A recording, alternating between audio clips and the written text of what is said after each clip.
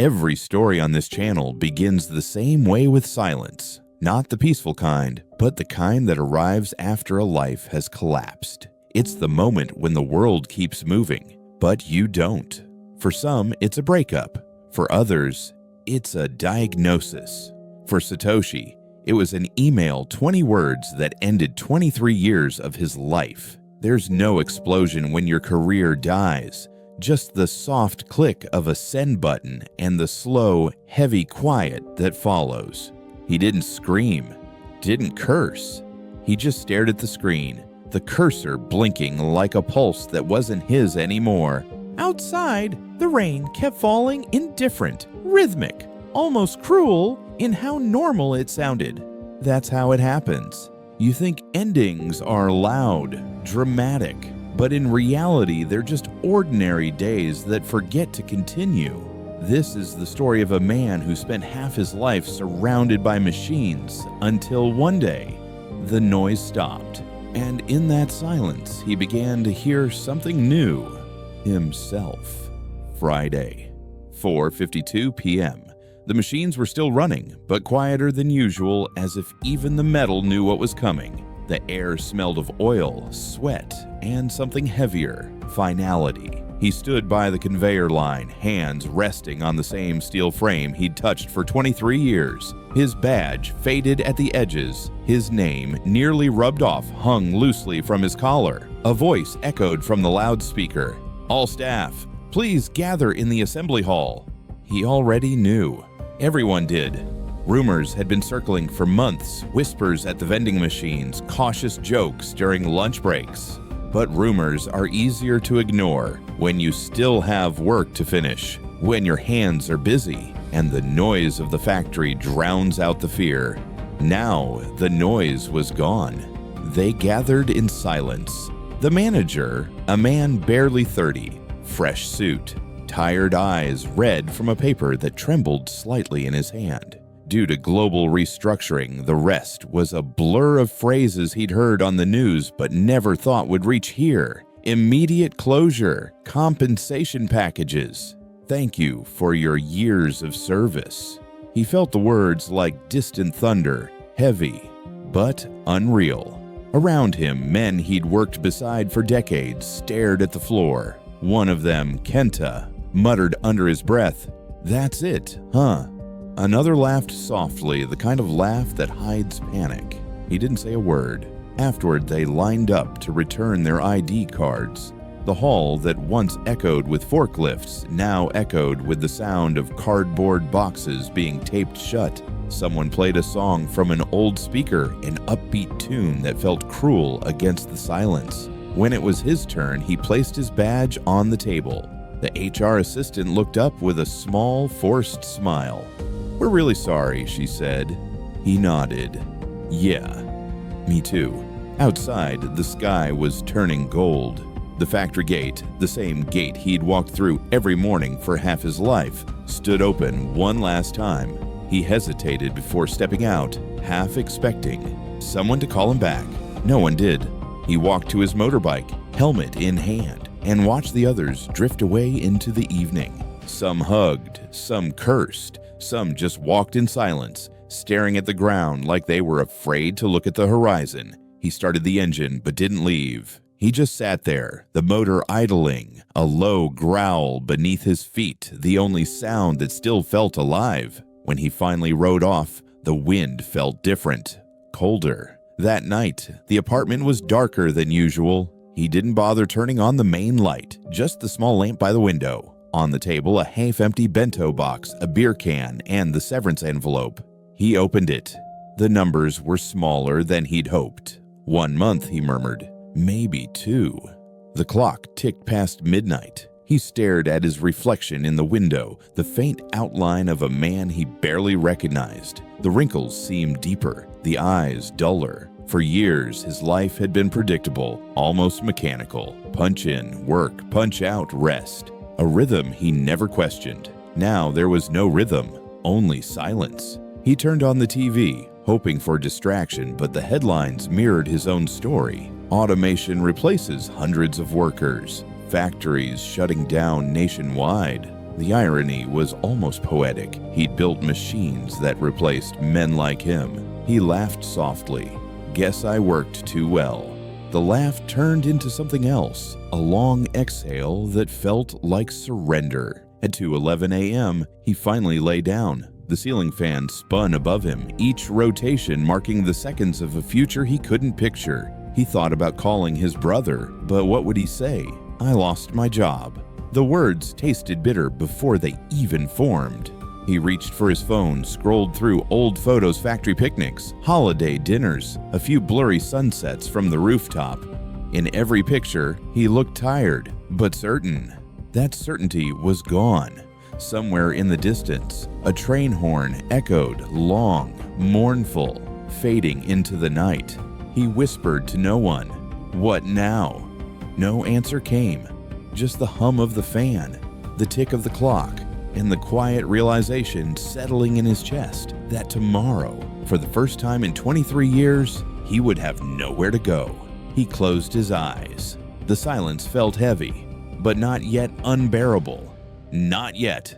Monday, 9:03 a.m.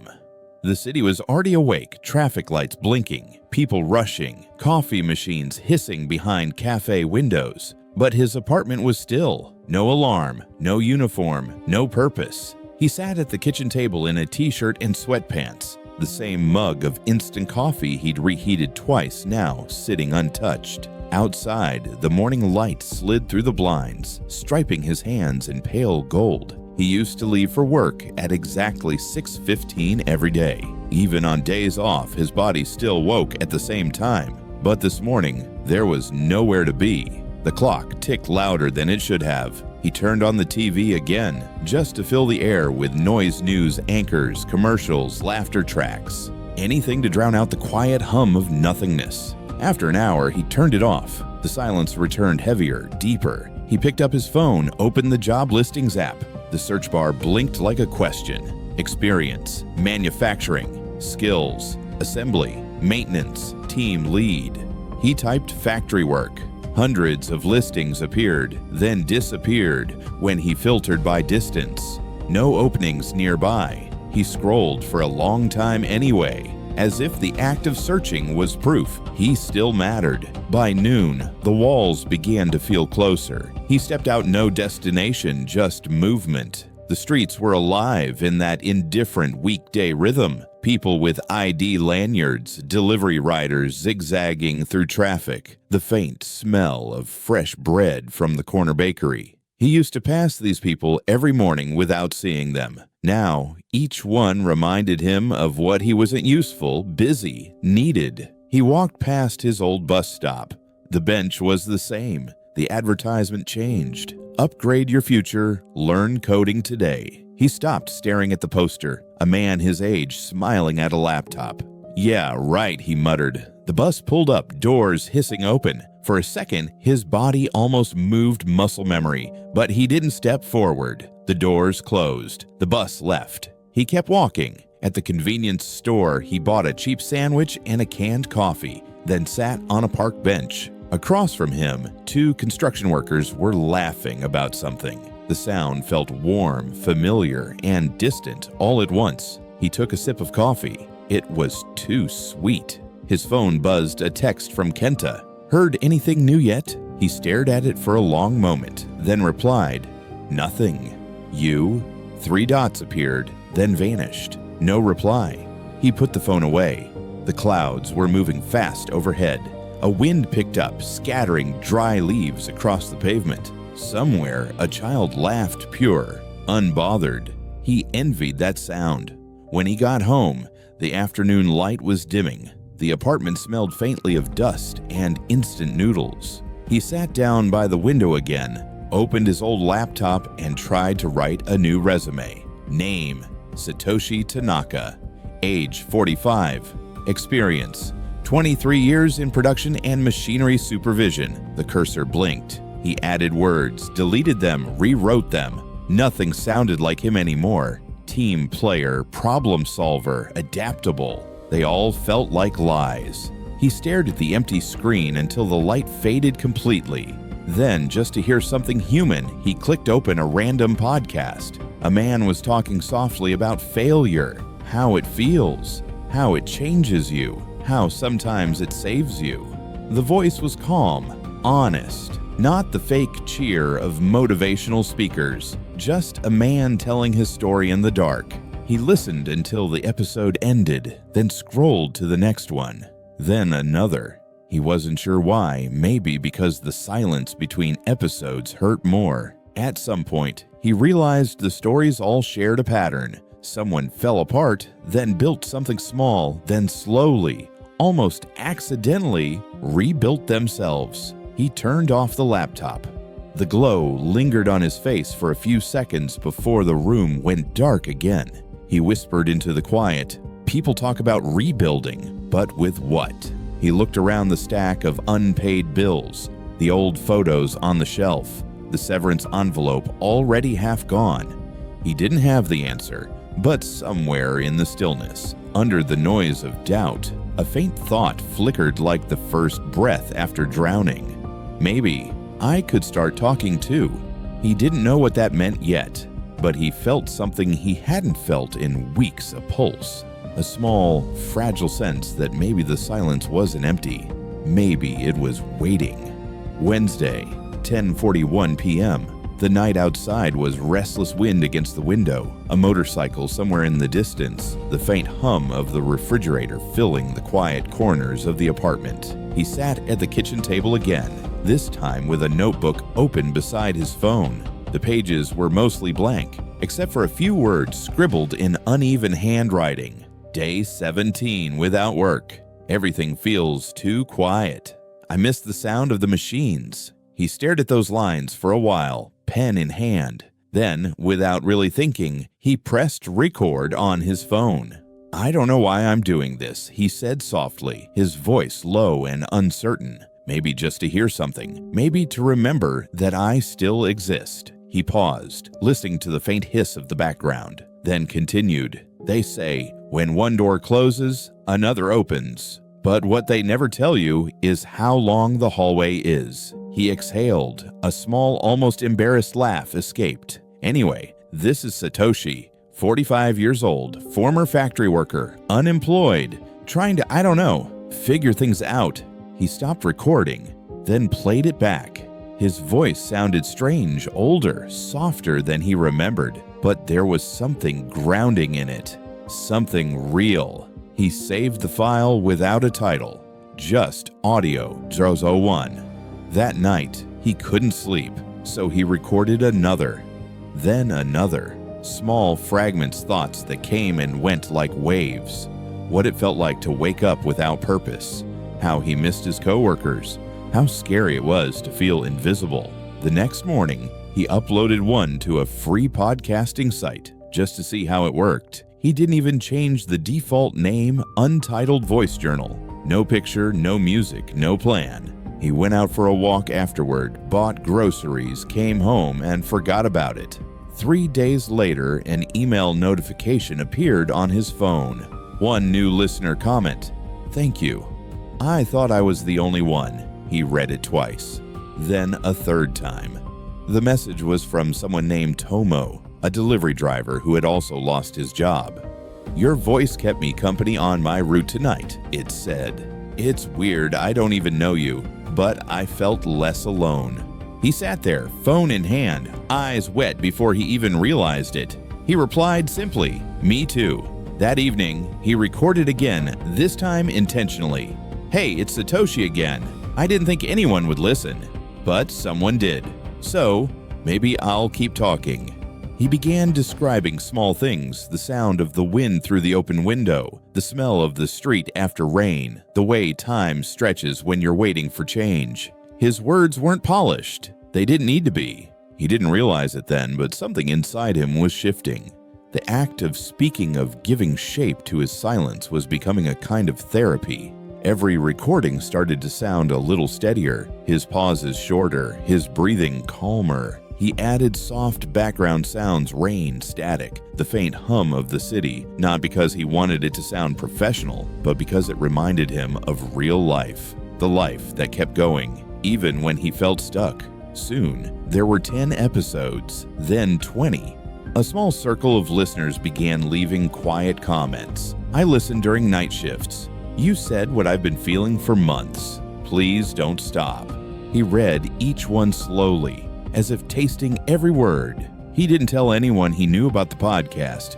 It wasn't about recognition. It was about connection. A quiet line across the dark between strangers who had all fallen apart in their own ways. Some nights, he still felt lost. Some mornings, the doubt returned, the voice that whispered, "You're just talking into the void." But each time that thought came, he'd receive another small notification, another listener, another story. One night, around 2 a.m., he stood by the window again, phone in hand, recording. The city lights blinked below like scattered stars. "If anyone's still listening," he said softly, "just know you're not the only one trying to start again. I'm right there with you." He let the silence after those words stretch, uncut, raw, and human. It was the same silence that once haunted him. Now, it felt like home. 6 months later, morning sunlight spilled across the small apartment, a soft golden warmth that felt earned. The table was no longer empty. It held a microphone, a second-hand laptop, and a small notepad filled with scribbles. Beside the window, Satoshi sat with headphones on, quietly adjusting audio levels. He pressed record. "Good morning. It's strange how life can change without permission, isn't it?" His voice carried more confidence now, not loud, but steady. The kind of steadiness that comes after surviving yourself. The podcast had a name now, Voices in the Quiet. A few hundred listeners, a small loyal audience that grew not because he advertised, but because people shared it with others who needed it. The episodes were still raw, unedited. Sometimes he'd stumble over words or forget what he wanted to say, but that imperfection became the very reason people stayed. It sounded real. He'd get messages from nurses working night shifts, fathers in between jobs, young students unsure of what to do next. Each one began the same way. "I don't know why, but your words feel familiar." He'd smile every time. That word familiar was what he'd been missing all along.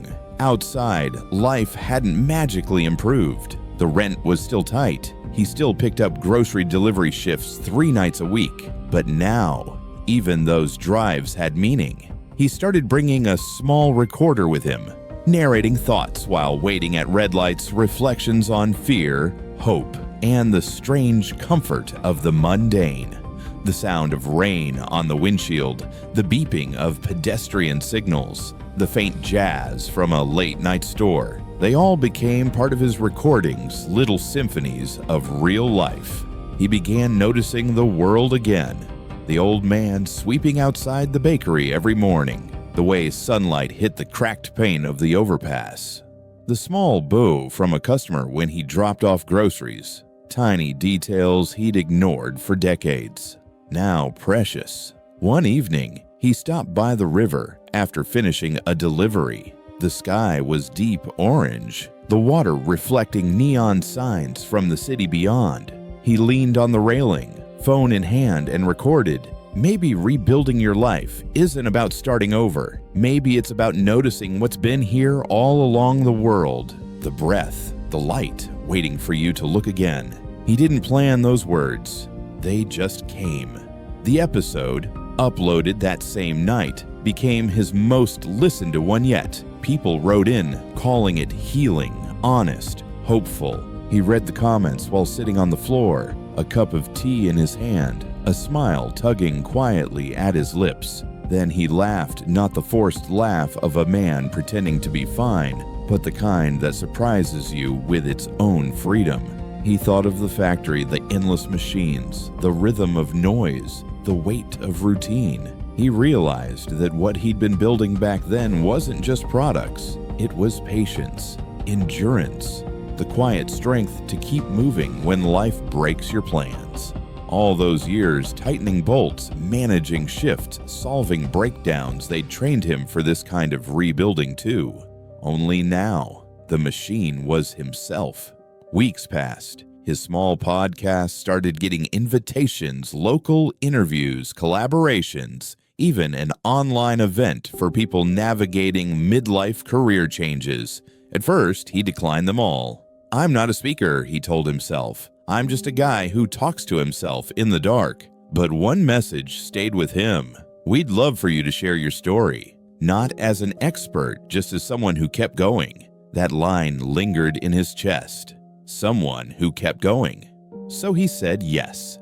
The night before the talk, he stood in front of the mirror, adjusting the collar of his only good shirt. His hands trembled. He could hear the faint hum of the laptop fan behind him, the red light on the webcam blinking like a heartbeat. When the session began, there were about 30 people on screen, faces from all over, tired but curious. He took a breath, the same breath he'd taken that first night months ago, when he'd whispered into the dark. "Hi," he said. "My name's Satoshi. I used to work in a factory. Then I lost everything I thought made me who I was. But maybe that's how I found who I really am." The silence that followed wasn't awkward. It was full, the kind that holds meaning. He spoke for 20 minutes, not from notes, but from memory. The words flowed like a river that had been waiting too long to move. When he finished, the chat window filled with messages. "Thank you. I needed this. I'm crying right now." He sat there quietly, overwhelmed, eyes wet again. Not because he felt proud, but because, for the first time, he didn't feel alone. He ended the session with the same line he always used to close his episodes. "If you're out there, listening in the dark, this is proof that you're still here. And that's enough." He closed his laptop, the screen fading to black, his reflection lingering for a moment before vanishing. He sat back in the chair, hands folded, and exhaled. The night was quiet again, but this time, it didn't feel empty. It felt alive. Sunday, 6:12 a.m. The city was still half asleep, streets empty, the sky a slow bloom of silver blue. From his apartment window, Satoshi could see the first bus pass by, headlights cutting through the mist. The world was waking up quietly. He made coffee, the same brand he used to drink before work years ago. The sound of the kettle, the warmth of the cup, ordinary things. But today, they felt sacred. He leaned on the windowsill, watching sunlight crawl across the buildings. For the first time in a long time, he felt no rush to be anywhere. The laptop on the table blinked one new message. He opened it. Subject, collaboration request, the stories that saved us. "Dear Satoshi, I've been listening to Voices in the Quiet since episode 1. Your words helped me through my own layoff last winter. I'm creating a community project, a series of short audio stories from people who rebuilt their lives from nothing. Would you join us?" He read it twice, smiling without realizing it. A year ago, he was the one searching for help. Now, someone was asking him to share what he'd found. He typed back, "Yes, I'd be honored." He sent the message and sat in silence, the morning light pooling over the table, the hum of the city below mixed with the faint sound of birds, something he hadn't noticed in years. He reached for his small recorder, the same one he used in his delivery van. Pressed record. "It's strange," he said softly, his tone almost reflective, "how you can lose everything and still wake up one morning feeling full." He paused. The silence around him wasn't empty anymore. It was warm like a blanket. "When I lost my job, I thought the world had ended. But it turns out, the end isn't darkness. It's space. It's quiet enough for something new to begin speaking." He let the recorder capture the sound of the coffee cup setting down, the soft exhale through his nose, the moment itself unpolished. Alive. If someone's listening to this right now, maybe you're sitting in your own silence too. Maybe you don't know what comes next. That's okay. You don't have to. Just breathe. Listen. Life is still here, waiting for you to notice it again. He smiled faintly as he spoke those words. They weren't scripted. They came naturally, like air. Outside, the light deepened a gentle gold, spreading across rooftops. He stepped out onto the small balcony, barefoot, feeling the cool air against his skin.